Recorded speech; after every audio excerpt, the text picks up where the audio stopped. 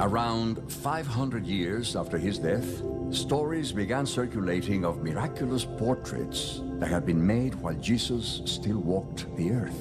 The most revered of these were images said to have come into being miraculously, not made by human hands.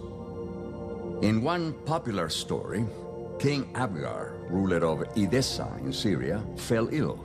He sent a messenger to bring the miracle-working Jesus to his kingdom to cure him. Since Jesus could not go there, the messenger attempted to paint Christ's likeness, but the glory streaming from his face prevented it.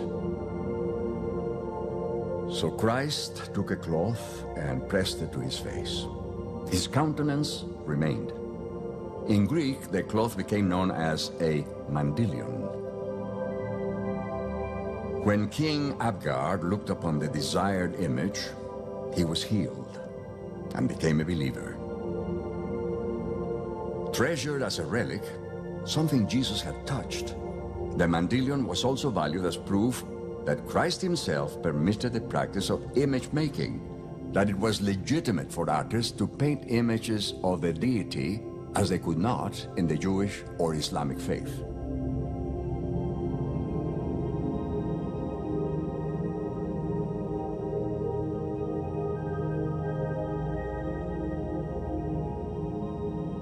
The Greeks brought the mandylion to the imperial capital, Constantinople, in the 10th century, and housed it in a chapel in the imperial palace, where it became the most revered relic for the next 250 years.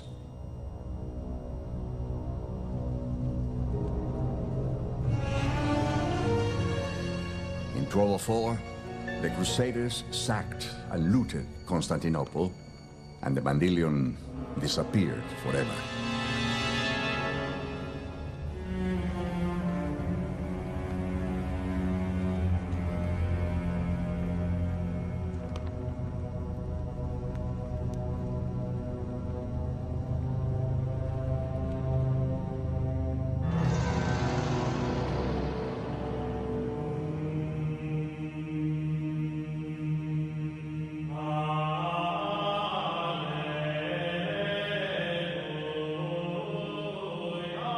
But copies of it and copies of copies abounded, each thought to carry some part of the original supernatural power.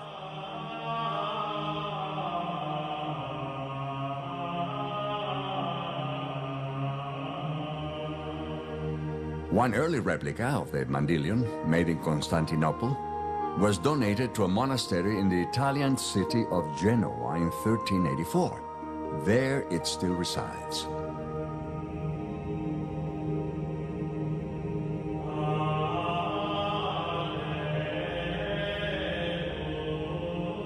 Protected by a silver frame, the ghostly image was understood to be a true likeness of the Savior, and it affected representations of Christ throughout the Christian world.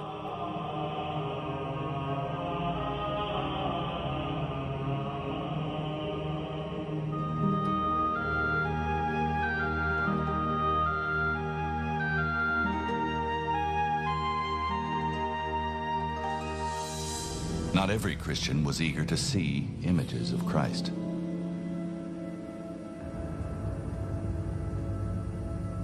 From early Christian times, voices were raised against making and venerating such images.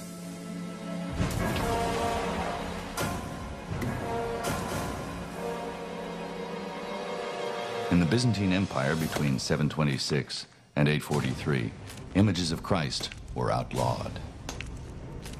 One faction within the Byzantine Church banned all further use of icons on pain of death.